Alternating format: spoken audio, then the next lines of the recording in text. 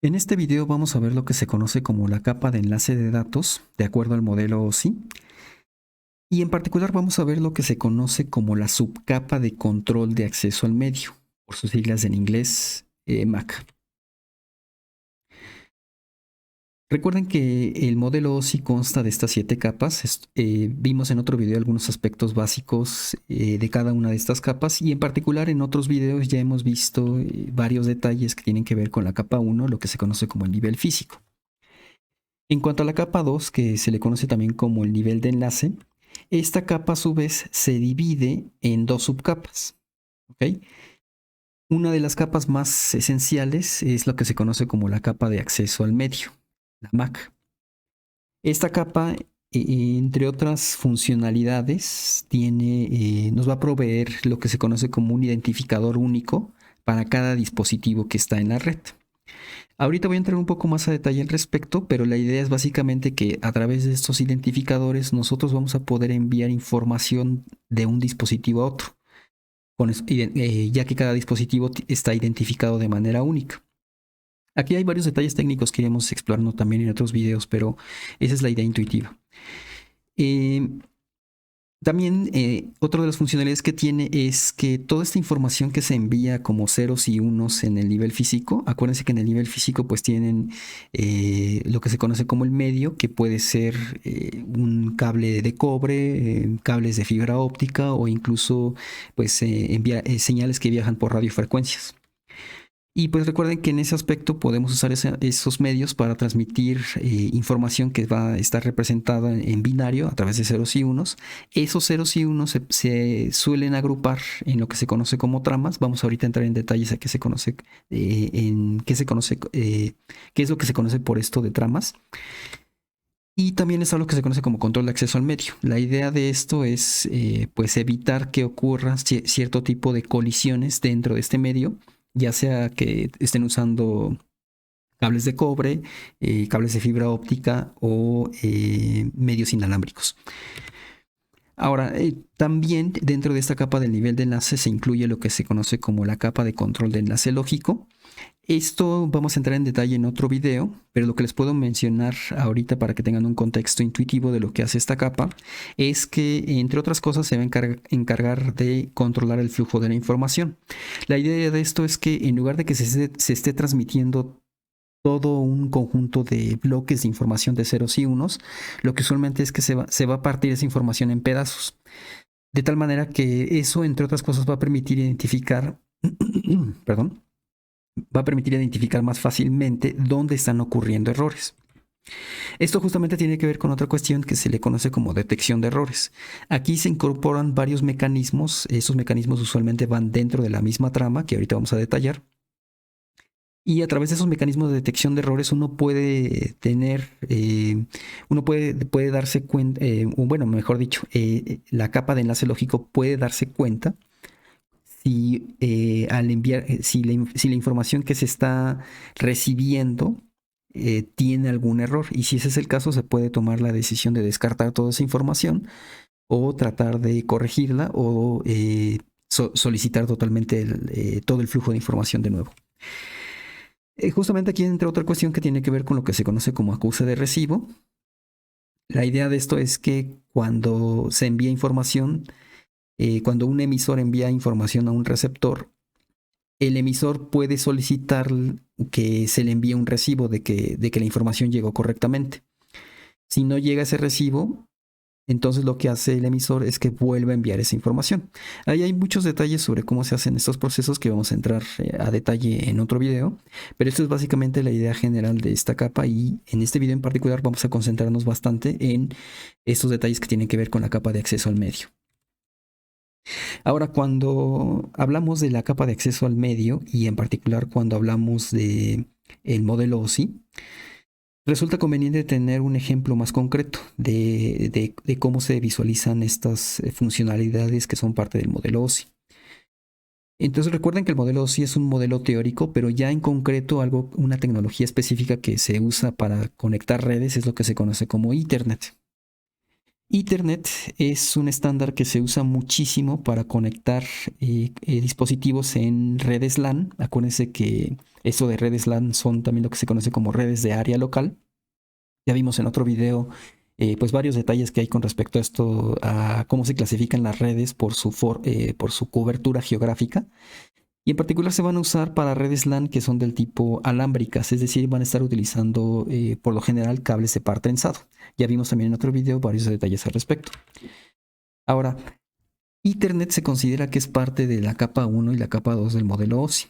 ¿Okay? Aquí es importante que noten que Ethernet no surgió pues tomando como base al modelo OSI, sino que más bien históricamente primero surgió Ethernet, surgió durante la década de los 80s, pero específicamente en la década de los 70s y 80s había varias tecnologías que se usaban para conectar, para formar redes LAN alámbricas. Una de esas tecnologías era el Token Ring de IBM, otra era la tecnología DECnet.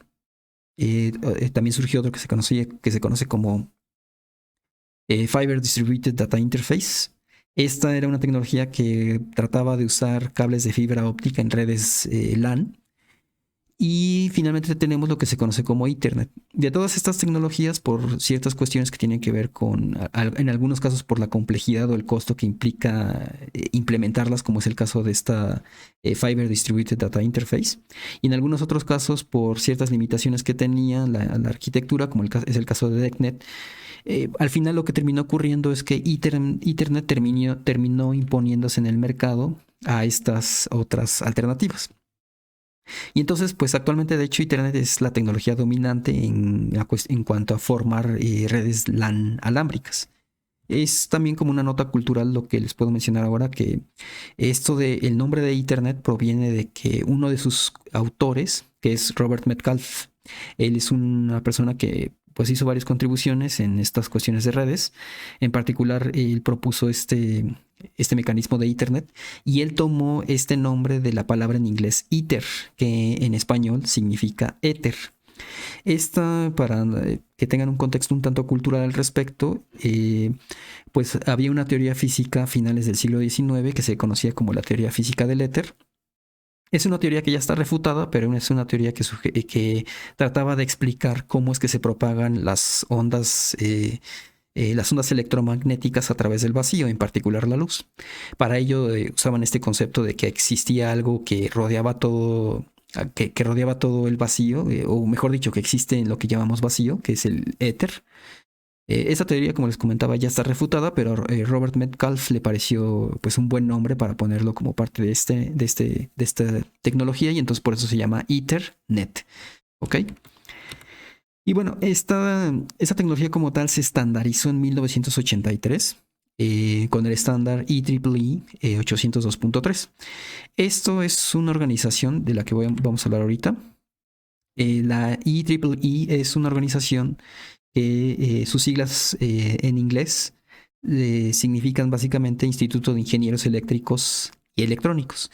Esta es una organización que también se encarga de definir varios estándares para diferentes tipos de tecnologías.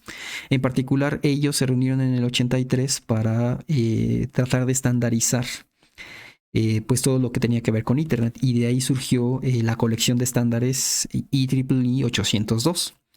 Esta es una colección de estándares que trabaja sobre las capas 1 y 2 del modelo OSI. Está definida principalmente para redes de área local, ya sea redes alámbricas o inalámbricas. Algunos de estos estándares que comprende la colección 802 es el estándar 802.3, que también esto es básicamente Ethernet.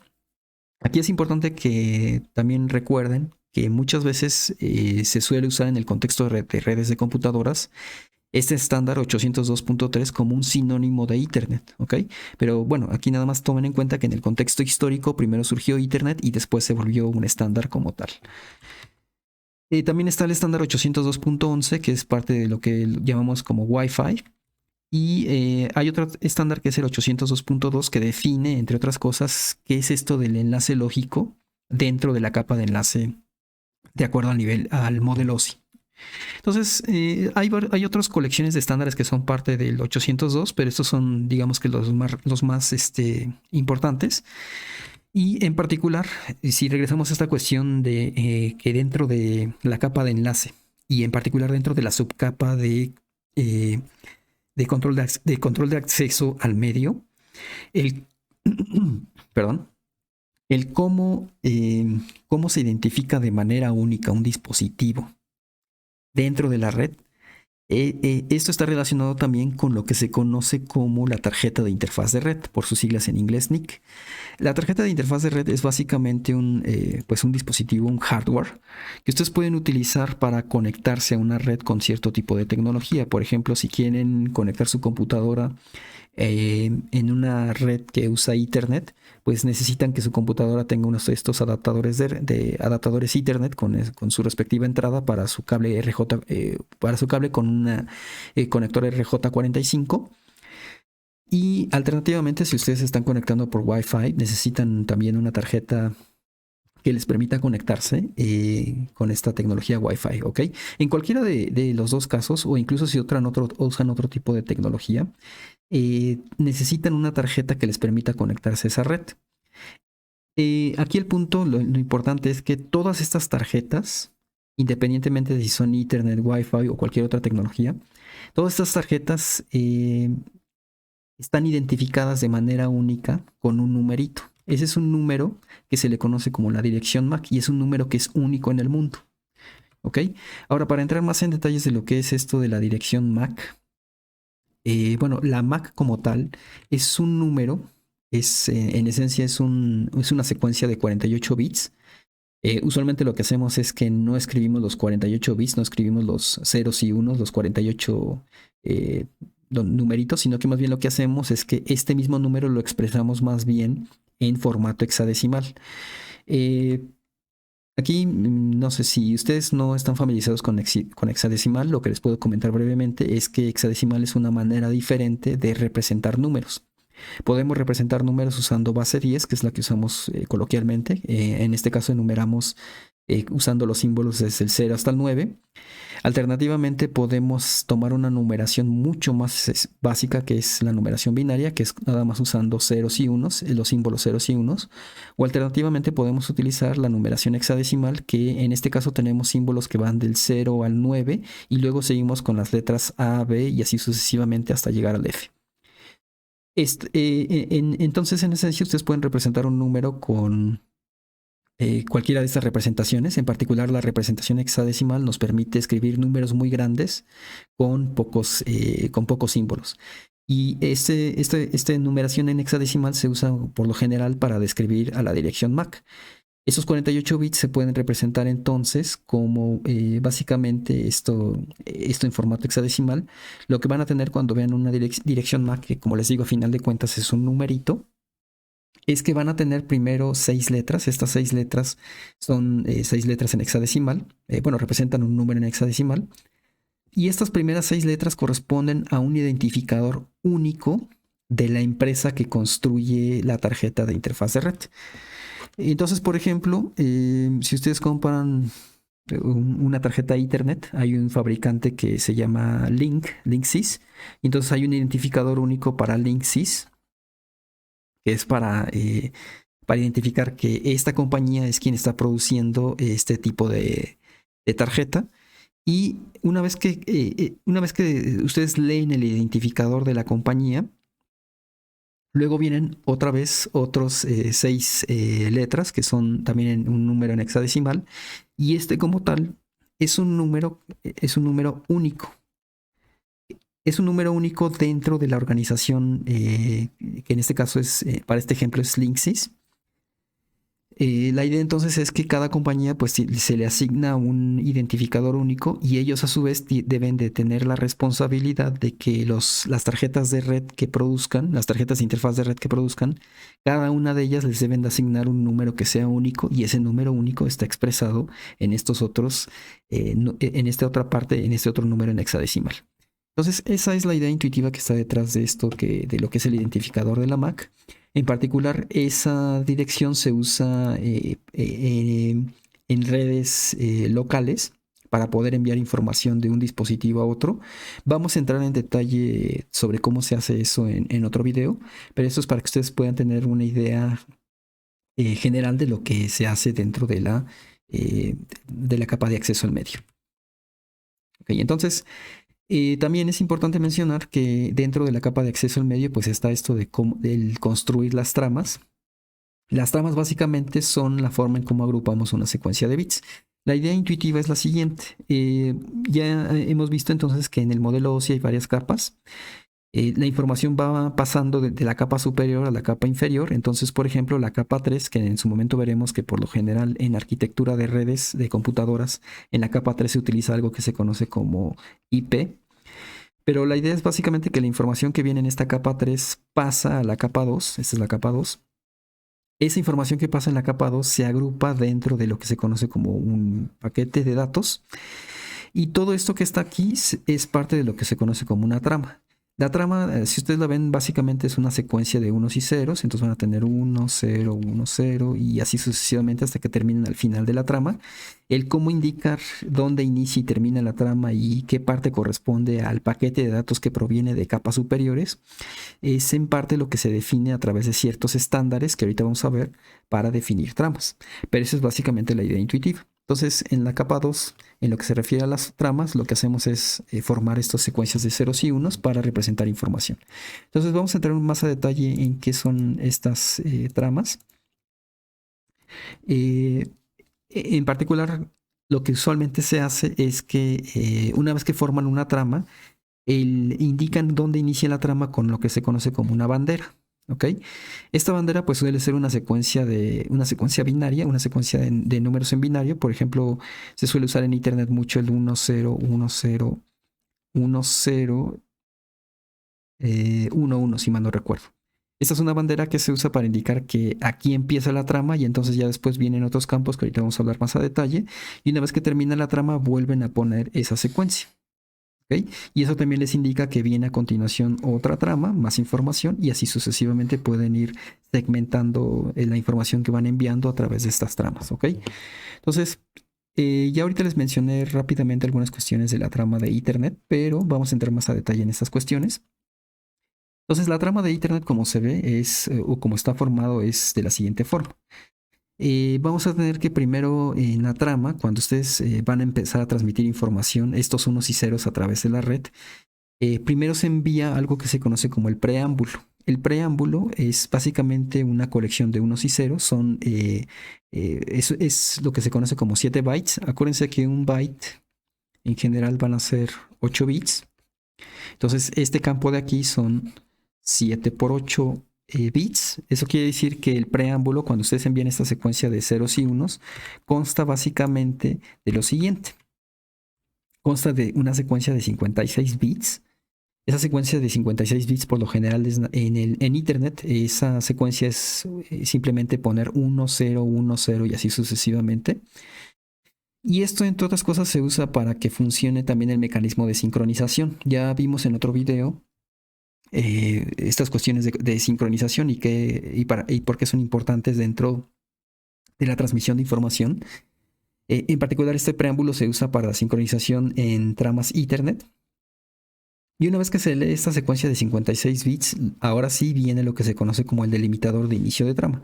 Esta bandera que les mencionaba que indica dónde es donde ya realmente empieza la trama. Entonces, el delimitador de inicio de trama es básicamente una secuencia de 8 bits, es decir, un byte. Esta secuencia, como les mencionaba hace rato, pues tiene estos valores 1, 0, 1, 0, 1, 0, 1, 1. Entonces, un receptor cuando primero ve el preámbulo y cuando ya ve este delimitador, ya sabe que ahí ya empieza toda la información que tiene que ver con la trama en sí. Ahora, en las tramas Ethernet viene este otro campo que se conoce como dirección de destino y dirección de origen. Estos dos campos son básicamente direcciones MAC, las que les comentaba hace rato. Como pueden ver, pues tienen justamente el espacio suficiente en bits para poder almacenar el tamaño de una dirección de destino y una dirección de origen. Aquí, como sus nombres lo indican, la idea es que un dispositivo que envía información pone aquí su dirección MAC Y aquí en la perdón, lo estoy diciendo mal. Un dispositivo que envía información pone aquí su dirección MAC en el origen. Y aquí en el campo destino, pues evidentemente pone la dirección MAC hacia el cual está destinando esta trama de información. ¿Ok? Estos son a muy grandes rasgos, pero hay todo y un protocolo que vamos a revisar más adelante. Y también está este otro campo que es lo que se conoce como longitud o tipo. Este campo usualmente se usa para determinar, entre otras cosas, qué tipo de información se está enviando ya en la parte de los datos. Lo que realmente, la parte de los datos comprende la información como tal que se quiere enviar del origen al destino. Hay varias formas de que estos datos pueden, bueno, mejor dicho, hay muchos, debido a que se pueden utilizar diferentes tipos de tecnologías, esta capa de datos puede contener información de tecnologías que provienen de las capas superiores. En particular, el tipo 08 en hexadecimal, ese valor, si ustedes lo ponen aquí en el campo de tipo, esto básicamente significa que 08 es información IP. O sea, con eso le están diciendo que la información que está aquí en los datos corresponde a información que proviene de una capa superior, que es una capa que usa tecnología IP. También vamos a ver más adelante a qué me refiero, bueno, qué es esto del estándar IP. Pero bueno, eso nada más para que tengan una idea general. Y finalmente tenemos lo que se conoce como la secuencia de verificación de trama, esta parte de aquí, que básicamente son 4 bytes.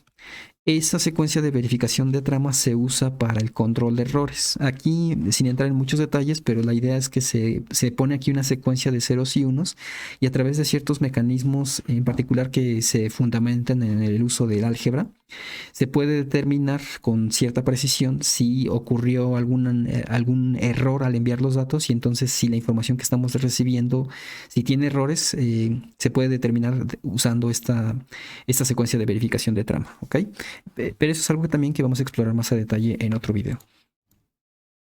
Entonces también es importante que noten que como les mencionaba hace rato, pues como Ethernet surgió primero y el estándar 802.3 surgió después, las tramas originales de Ethernet eran de esta forma, si se fijan prácticamente son las mismas.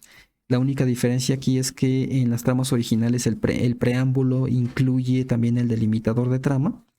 En el estándar 802 pues ya no es el caso, pero todo lo demás si se fijan es exactamente lo mismo, tienen los mismos campos. Aquí nada más la diferencia es que el campo de datos en las tramas originales de Ethernet, cuando apenas estaba surgiendo esta tecnología, solamente podían enviar 46 bits de datos.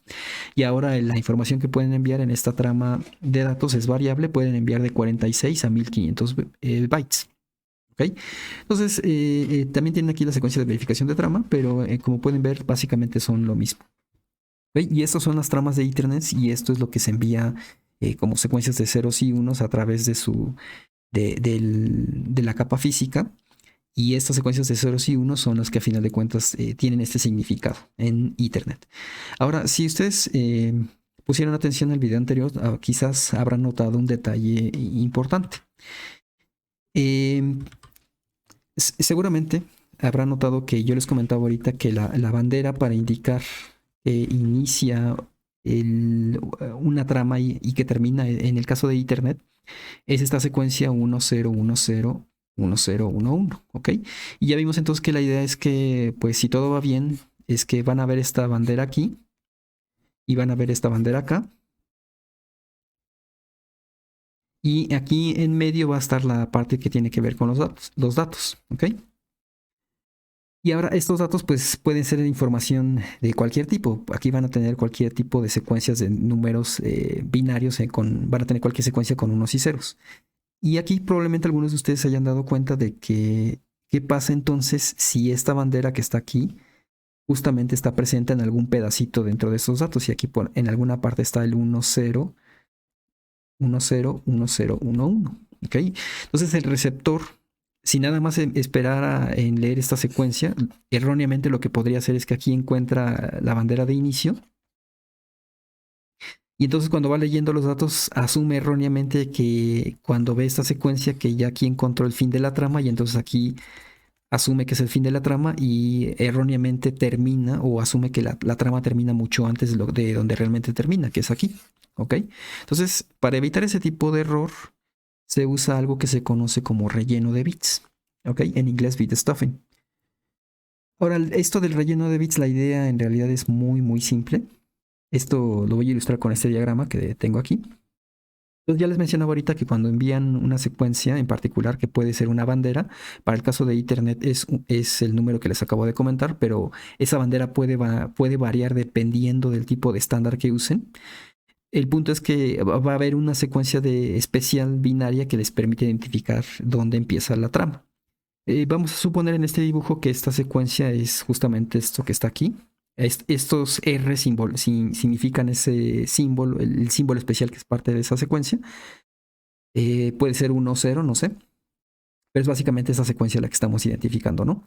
Entonces, para evitar que ocurra el problema que les mencionaba hace rato, lo que se hace es que el emisor, esto lo voy a poner aquí, que este es el emisor, cuando ya va a enviar, si esta es la información que va a enviar, cuando ya envía la información, lo que hace es que para evitar que el receptor erróneamente encuentre una bandera donde no, bueno, que detecte una bandera donde realmente no termina la trama, lo que hace es que la secuencia binaria de la bandera, lo que hace es que le agrega un carácter especial antes de que termine. Entonces, por ejemplo, si teníamos esta secuencia 1, 0, 0, perdón, 1, 0, 1, 0, 1, 1, lo que hace es que si esta misma secuencia aparece en los datos, la va a cambiar a 1, 0, 1, 0, 1, 0, 1, va a agregar un 0, esto es lo que le conocen como el bit de relleno, y luego agrega el 1. Entonces noten que esta parte de aquí sería esto de aquí y esta parte de aquí termina al final. Entonces, al poner ese relleno, ya se evita que el receptor cuando vaya leyendo esta secuencia de unos y ceros erróneamente detecte una bandera antes de tiempo. ¿Ok? Y entonces como funciona en el receptor, es que el receptor ya conoce esta convención que está usando el emisor para indicar cuándo, para modificar banderas que aparezcan, bueno, secuencias de binarias que aparezcan antes y para evitar esto de que puede estar ocurriendo que detecte una bandera erróneamente. Entonces, como eso es algo que ya también sabe el receptor cuando ve esta secuencia y ve este bit de relleno, lo remueve y entonces ya recupera el mensaje original. Entonces, regresando a este ejemplo, si esto fue lo que envió el emisor, el receptor cuando ve este mensaje sabe que el emisor está trabajando con esto de relleno de bits y entonces cuando ve esta secuencia de 1, 0, 1, 0, 1, 1, siempre va a remover este 0 que viene adelante. Y entonces al final remueve ese 0 y se va a quedar con 1, 0, 1, 0, 1, 0, 1, 1. ¿Okay? Y entonces ya recupera el mensaje original. Y de esta manera podemos evitar que ocurra el problema que les mencionaba hace rato, a través del mecanismo de relleno de bits. Esto es algo que se usa mucho en todo esto que tiene que ver en cómo formar tramas. En el caso particular de Ethernet, ya vimos que la bandera de Ethernet era la que les mencionaba hace rato y tiene la estructura que les comentaba ahorita, pero en particular también Wi-Fi tiene su respectiva trama sobre cómo envía información. También esa secuencia de unos y ceros se agrupan en estas tramas. En este caso ya no voy a entrar tan a detalle en este aspecto. Yo creo que en otro video vamos a ver más a detalle varias cuestiones de Wi-Fi porque sí es algo muy extenso, pero lo que les puedo mencionar intuitivamente aquí es que en Wi-Fi también pues van a tener un campo que les va a permitir bueno, que está contenido en esto que se conoce como frame control. Este campo les va a permitir, entre otras cosas, saber hacia dónde, quién es el dispositivo que está enviando y quién es el dispositivo que está recibiendo.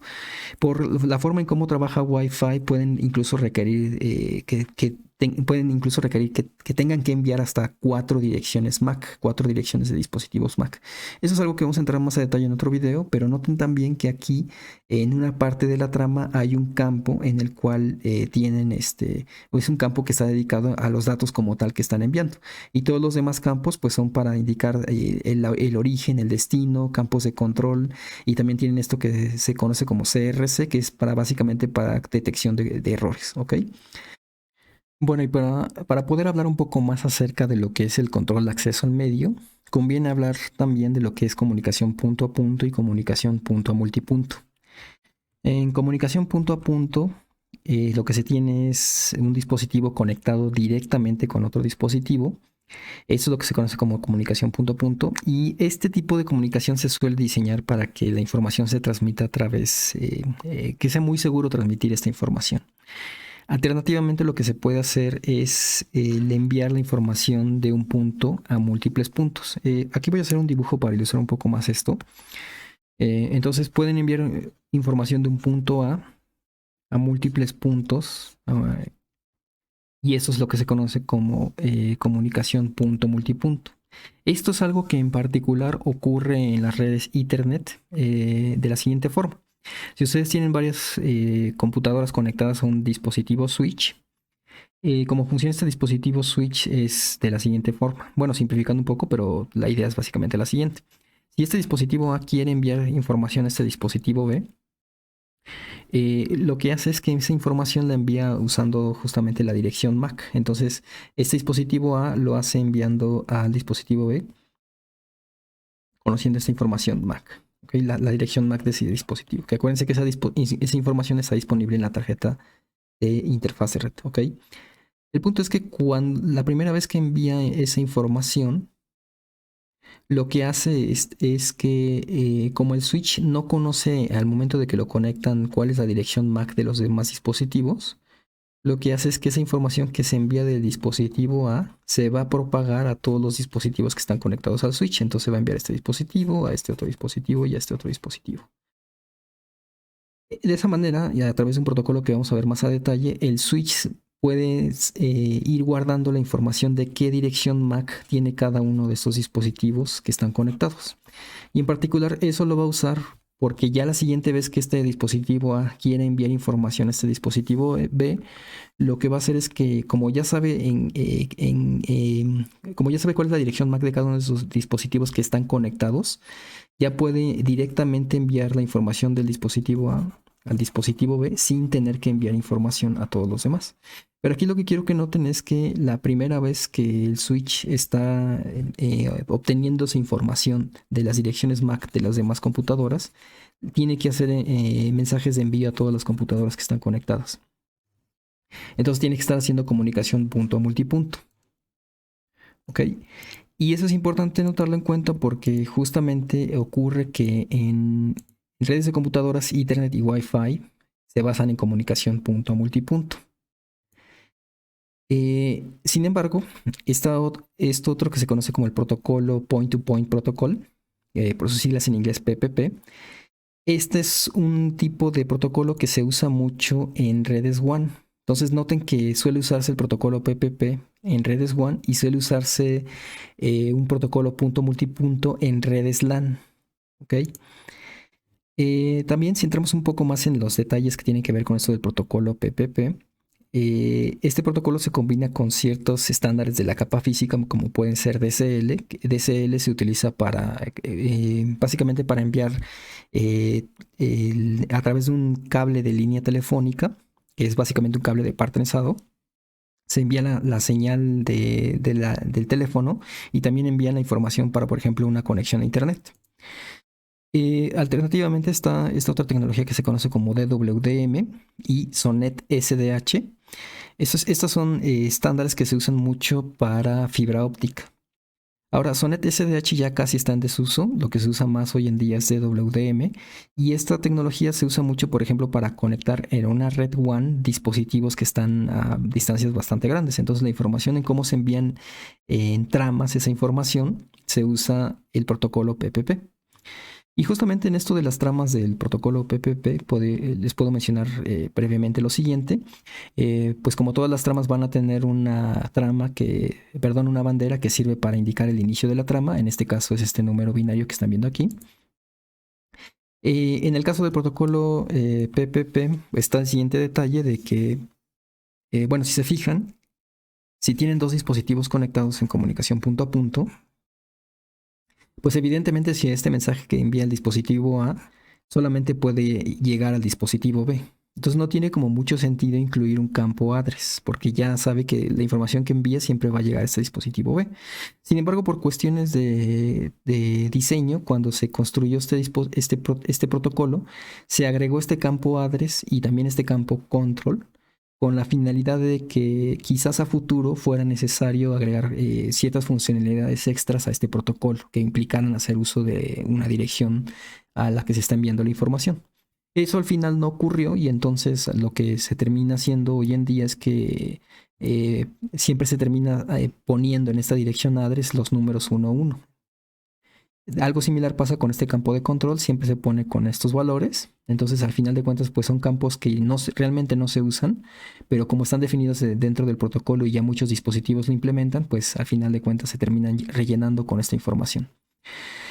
También está este otro campo que es protocol. Este tiene la misma finalidad que el campo tipo que vimos en las tramas Ethernet. La idea también aquí es que la información que viene de capas superiores se puede clasificar y se puede indicar dentro de la trama si, por ejemplo, la información que proviene de una capa superior proviene del estándar IP, que es lo más común, y esto se indica con este número, poniendo aquí en este protocolo en binario en este número que en hexadecimal es 0021. ¿Okay? Y finalmente tienen este campo de aquí que también sirve para detección de errores. Es también una secuencia de verificación de trama. Entonces, esto es lo que conforma la trama PPP. Y esto también es importante tomarlo en cuenta para empezar a hablar de lo que son colisiones que pueden ocurrir dentro de una red. Y para hablar de esto tenemos que hablar también de lo que es comunicación simplex, HAL duplex y full duplex. En la comunicación simplex, la idea es que tienen dos dispositivos, pero la información solamente fluye en una dirección. Entonces, por ejemplo, aquí este dispositivo, si se fijan, cuando envía información, solamente lo envía de este dispositivo a este caso que es un monitor, pero no ocurre que este dispositivo que está del lado derecho pueda enviar información de regreso. ¿Sí? Esto no ocurre. Entonces, eso es lo que se conoce como comunicación simplex. Por otra parte, está lo que se conoce como comunicación half duplex. ¿Okay? Aquí, tanto el dispositivo A como el dispositivo B, que está aquí a la derecha, vamos a ponerlo aquí con la pizarra. Este es el dispositivo A y este es B. Pueden enviar información en ambos sentidos. A puede enviar a B y B puede enviar a A. El detalle aquí es que no pueden hacerlo al mismo tiempo. Si A quiere enviar información, tiene que enviarlo en un momento, en un tiempo dado y en un tiempo diferente. El dispositivo B, si quiere enviar información, tiene que hacerlo en un tiempo diferente.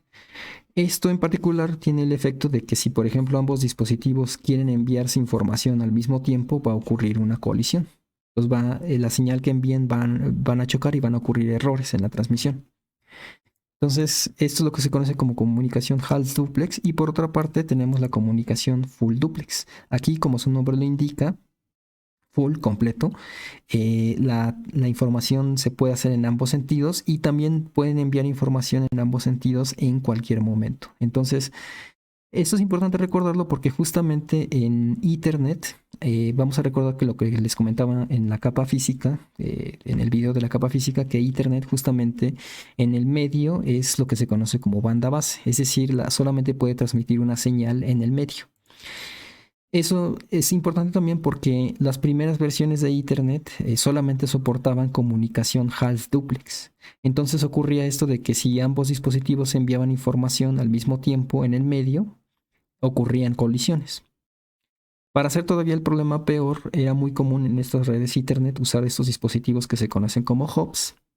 Los hubs lo que hacen es que si este dispositivo A quiere enviar a dispositivo B información, lo que hace es que esa información la envía tanto a B, pero también la va a enviar a este otro dispositivo. Entonces, y eso va a estar ocurriendo siempre. No es como en el switch, que solamente ocurre una vez para encontrar información de los otros dispositivos que están conectados y ya de ahí en adelante solo le envía al dispositivo que le corresponde la información. En el hub no ocurre eso. En el hub siempre se está enviando información a todos los demás dispositivos. Esto que estoy poniendo aquí en este diagrama sería, si regresamos a los términos que les comentaba en otro video, esto sería la topología física de cómo están conectados los dispositivos, que es en forma de estrella. Pero la topología lógica, que es básicamente cómo se está transmitiendo realmente la información, es más bien a través de una topología de voz. Pueden pensar intuitivamente que entonces el efecto de hacer esto, de colocar un hub en una red, el efecto que tiene es que todos los dispositivos que están conectados están compartiendo el mismo medio. Pueden pensar burdamente que el mismo cable lo están compartiendo todos. Y entonces, si un dispositivo quiere enviar una información, digamos que este dispositivo de aquí quiere enviar una señal, un paquete de información, si otro dispositivo estaba transmitiendo, pues va a ocurrir una colisión, va a ocurrir aquí un choque de paquetes. Entonces, este problema era muy común antes en las redes Ethernet. Justamente porque como ocurre esto de que pueden ocurrir colisiones, también se suele hablar en el lenguaje de redes y en general de redes de telecomunicaciones, se suele hablar de los dominios de colisión. La idea de un dominio de colisión es básicamente que es un segmento en la red en la que se comparte el medio y en la que es posible que puedan colisionar las tramas que se están enviando. Entonces, por ejemplo, en lo que vimos ahorita del hub que está conectado a varios dispositivos, pues ya vimos que ahí como tal todo ese medio es como si estuviera compartido por todos estos dispositivos y eso sería un dominio de colisión. A veces el dominio de colisión, para indicarlo explícitamente, lo encierran a través de una figura como un círculo. Y por otra parte podemos mencionar el ejemplo de un switch. En el switch, por el mecanismo que les comentaba hace rato de que una vez que el switch ya aprendió en qué dirección está un dispositivo, ya envía el mensaje directamente a ese dispositivo. Eso en parte evita que ocurran colisiones, pero también ocurre que el switch, por la manera en cómo está construido, el efecto que tiene es que cada dispositivo que está conectado tiene su propio dominio de colisión. Entonces, a diferencia del hub en la que todo el medio está compartido, aquí en el switch eso ya no ocurre. Y entonces eso, el efecto que tiene es que prácticamente es imposible que ocurran colisiones cuando tienen conectados sus dispositivos con un switch. Y eso ha hecho entonces que ya sea cada vez menos común que ocurran colisiones en una red Ethernet que usa switches. Y además de que también en los últimos años Ethernet ya incorporó Full Duplex. Ahora, regresando a cómo se hacía en tiempos pretéritos en el envío de información para evitar este tipo de colisiones, se usaba mucho algo que se conoce como Carrier Sense Multiple Access with Collision Detection. Esto es un protocolo que se usa, que es parte de lo que ahora sí se conoce como control de acceso al medio. Esto de control de acceso al medio, como su nombre lo indique, es una forma en la cual vamos a poder hacer que los dispositivos puedan hacer uso del medio físico.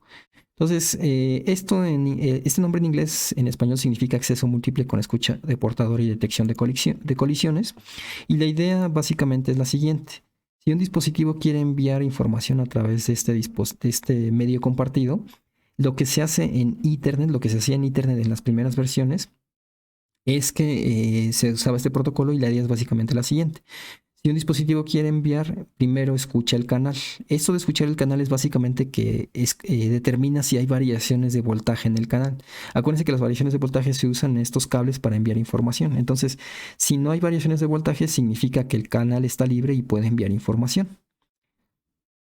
Entonces, en caso de que el canal esté ocupado, de que hubiera variaciones de voltajes, entonces lo que hace es que el dispositivo se espera cierto tiempo. Bueno, aquí no viene señalado en el diagrama, pero el dispositivo se espera y después vuelve otra vez a intentar enviar esa información.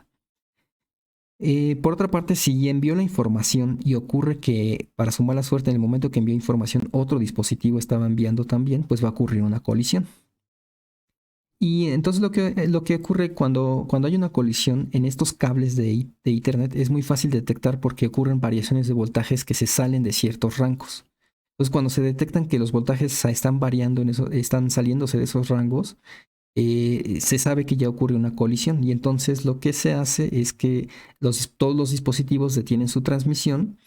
Y entonces aquí, esto tampoco viene en ese diagrama, pero aquí a veces se envía una señal para informarle a todos los dispositivos que dejen de transmitir y se espera un tiempo aleatorio cada uno de los dispositivos para reanudar su transmisión y entonces se vuelve a repetir el ciclo. Esta, como les mencionaba, es algo que se utilizaba mucho antes en Ethernet, por esos detalles que les comentaba de que Ethernet inicialmente era Hals Duplex y usaba mucho los hubs. Eso ya no se usa tanto. Justamente ahora Ethernet, con las últimas categorías de cables que hay y los cambios que se han hecho al protocolo, ya básicamente soporta Full Duplex.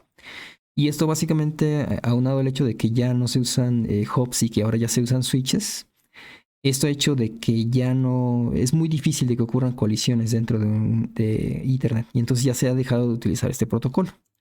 ¿Ok? Entonces, Es más bien dentro de Wi-Fi donde donde se usa una variación de este protocolo que les acabo de mencionar. Ahora, para entender brevemente cómo se producen colisiones en Wi-Fi, también vamos a recordar que Wi-Fi transmite información, esa información la transmite a través de radiofrecuencias, pero para fines prácticos, por las cuestiones sobre cómo trabaja esa transmisión de radiofrecuencias, es como si estuviera transmitiendo en banda base. Es decir, en el medio solamente pueden transmitir un dispositivo a la vez. Y también en Wi-Fi, por la manera en cómo trabaja, solamente puede transmitir en modo half duplex. Entonces es muy común de que ocurran estos problemas de colisión.